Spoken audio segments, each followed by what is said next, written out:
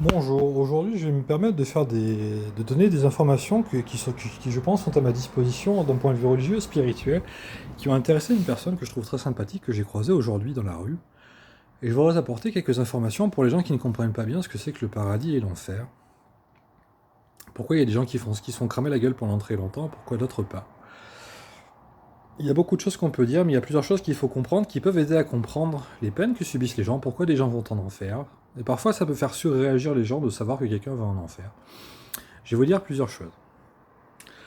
De ce que je comprends en tant que musulman en tout cas, je dirais que ce n'est que mon humble avis, vous en faites ce que vous voulez, mais je pense que ça peut éclairer des gens qui se posent la même question que la personne que j'ai rencontrée qui était très sympathique. Voilà. Les gens vont en enfer non pas pour être punis outre mesure, même si c'est un peu le cas aussi, mais aussi parce qu'Allah est tellement gentil et Dieu est tellement gentil qu'il essaye d'être pédagogique. Et en fait, brûler des gens, c'est pédagogique dans le sens que la souffrance rend les gens empathiques. Et la souffrance des gens leur fait comprendre la souffrance des autres. Et les gens qui vont en enfer sont souvent des gens qui ont des déficits empathiques à comprendre les problèmes des autres et qui leur en causent, parce qu'ils ne se projettent pas sur les problèmes des autres et ne comprennent pas ce qu'ils font, ou alors ça ne leur pose aucun problème de causer du tort à d'autres.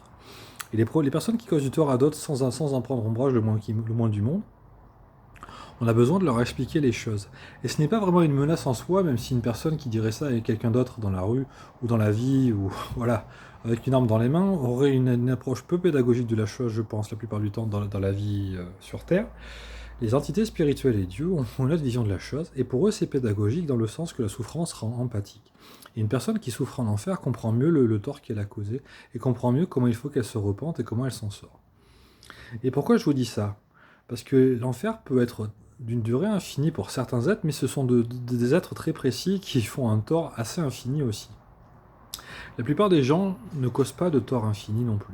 Il y a des personnes qui sont souvent des célébrités, des personnalités, qui peuvent causer un tort qui est multiplié par leur exposition médiatique ou des choses, qui peuvent avoir des peines d'enfer extrêmement longues, ou par les prises de décision politiques ou d'autres choses qui peuvent causer des peines d'enfer extrêmement longues. Mais la plupart des gens sont préoccupés d'aller en enfer, là où leur peine serait plus courte qu'ils ne pensent. Une peine d'enfer est souvent longue en nombre d'années pour un être humain, mais pour une entité spirituelle, ça peut avoir l'air plus court que ça en a l'air. Je connais l'histoire, je vais me taire sur comment je la connais, mais il y a une personne qui a été condamnée à 450 ans d'enfer. C'est extrêmement court pour une peine d'enfer, mais ça peut arriver quand les personnes ont causé un petit tort et qui ont besoin qu'il soit corrigé. Voilà. Il peut y avoir des personnes aussi qui peuvent aller en enfer pendant 1 milliard d'années.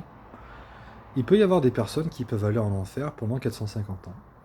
Et ce n'est pas du tout la même durée quand on est une entité spirituelle, le temps passe différemment, et là je voudrais en venir à l'éternité. L'éternité n'est pas une durée de temps infinie. Les gens, quand on leur dit vous allez en enfer pour l'éternité, se disent je vais aller en enfer pour une durée infinie. Je dirais que c'est rarement le cas pour la plupart des gens, même ceux qui sont condamnés à l'enfer, à part des personnes très précises où ça peut s'en apparenter par la longueur de la durée qui peut même parfois quand on est un esprit ou quelque chose comme ça, une durée beaucoup plus longue.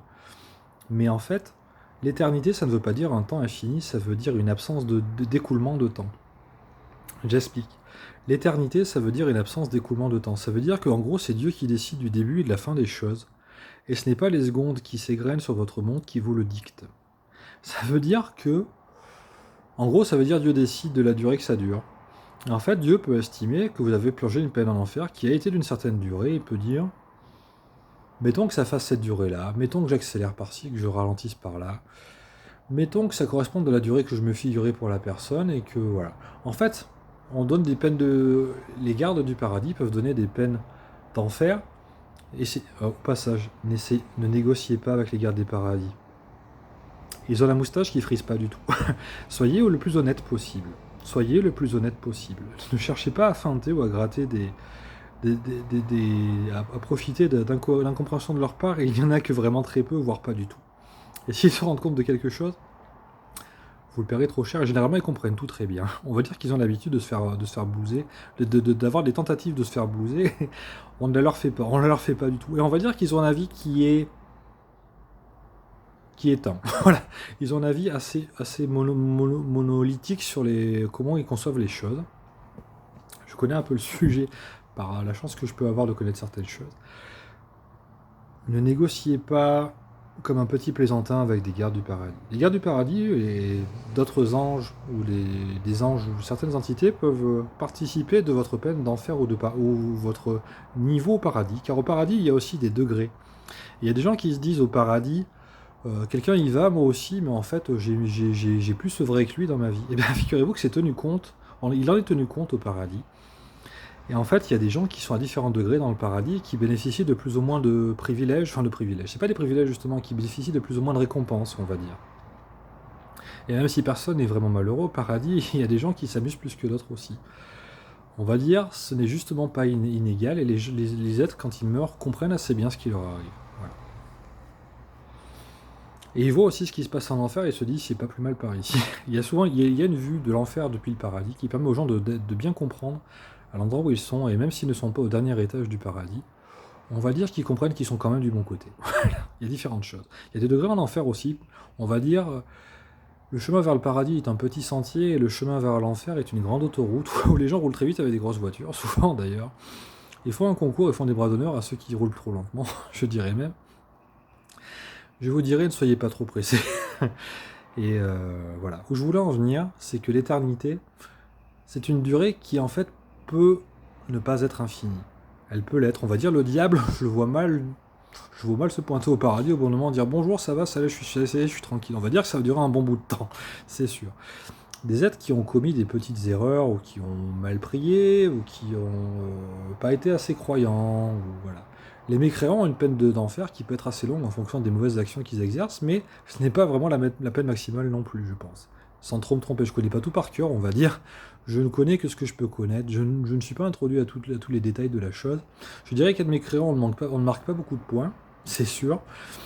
Mais un mécréant gentil peut avoir une peine d'enfer qui est différente, ou qui peut même parfois aller au paradis, je pense, sans trop me tromper, ou ça me paraît envisageable en tout cas. Enfin, Dieu fait un peu ce qu'il veut aussi. Il y a un passage dans le Coran qui dit Allah fait ce qu'il veut. Et en fait, faites du mieux que vous pouvez.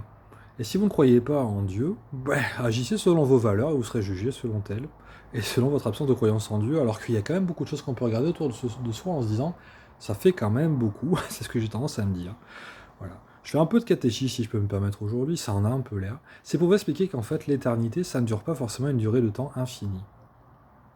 Que les peines d'enfer peuvent varier, et qu'on n'y va pas forcément, même si ça peut être une durée extrêmement longue, qui peut avoir l'air extrêmement longue quand on est sur Terre, quand on voit la courteur de la vie qu'on a, qui est assez longue pour faire tout ce qu'on doit faire, mais qui est quand même assez courte par rapport à une vie spirituelle dans des sphères supérieures. Il y a beaucoup de choses à dire, mais les peines d'enfer peuvent avoir une fin aussi. Et Dieu peut en décider. Lui, il perçoit le cœur des gens. Voilà. Et si je peux vous donner un conseil, qu'est-ce que je pourrais vous dire? Faites du mieux que vous pouvez. Si vous faites une bonne œuvre et que vous pensez que vous avez le paradis garanti, vous pouvez très bien être au rez-de-chaussée. Si vous en faites une deuxième et que vous faites de très bonnes choses pour le monde, vous pouvez avoir des étages plus grands, où vous vous éclaterez plus au paradis, ça peut durer longtemps aussi.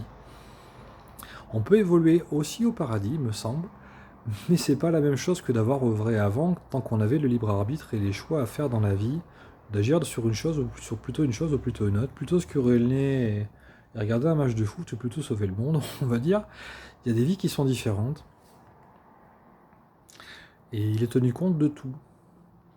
Voilà, il est tenu compte de tout le temps. Vous pouvez avoir une peine d'enfer qui est extrêmement longue, que les gardes du paradis savent souvent assez bien estimer. Dieu ne revient pas nécessairement dessus très souvent. On va dire, il peut dire, voilà, ça suffit, je pense qu'il a compris. Il peut très bien dire, le garde sait très bien ce qu'il a dit, je pense que c'est justifié. C'est souvent ce qu'il dit d'ailleurs. On va dire, il peut y avoir des aménagements.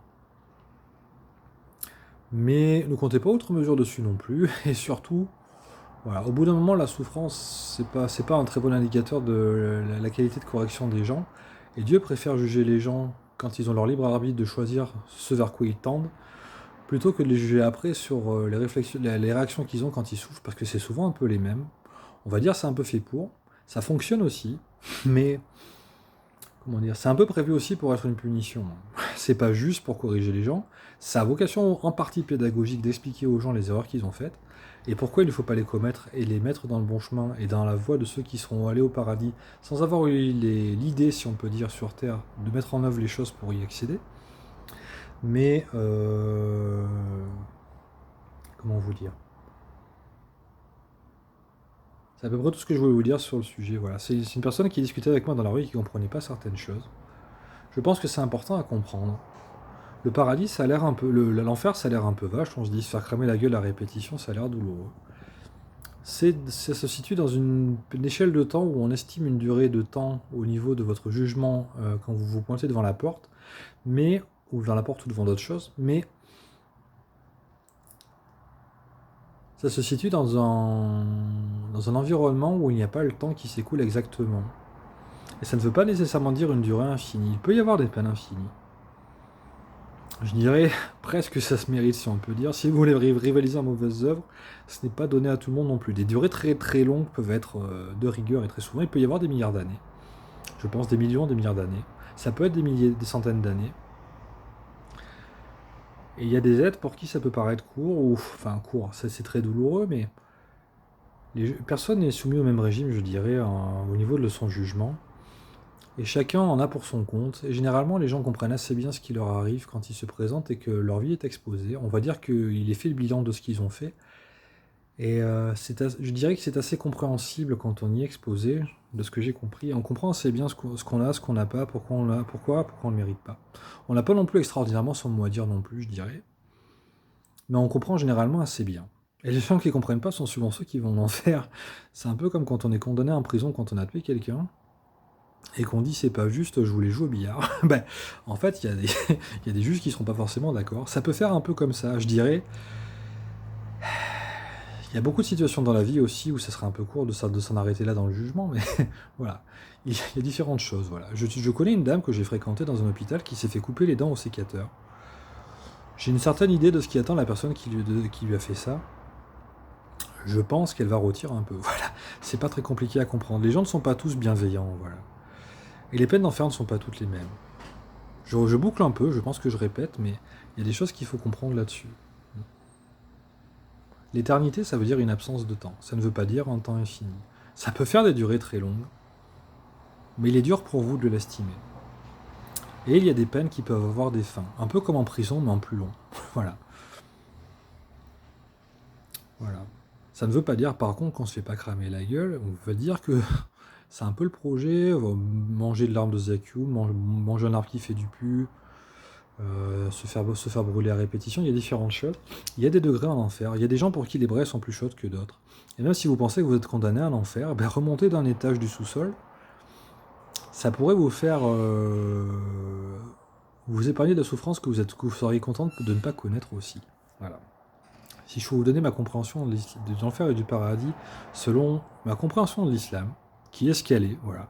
Je pense que l'éternité, j'étais content quand j'ai appris ça, et je pense qu'il y a pas mal de gens qui ont une incompréhension là-dessus. Je vais me permettre de vous exposer ce que j'ai pu comprendre. Voilà. Et si je peux vous donner une idée, pourquoi ne pas vouloir vous-même garder le paradis?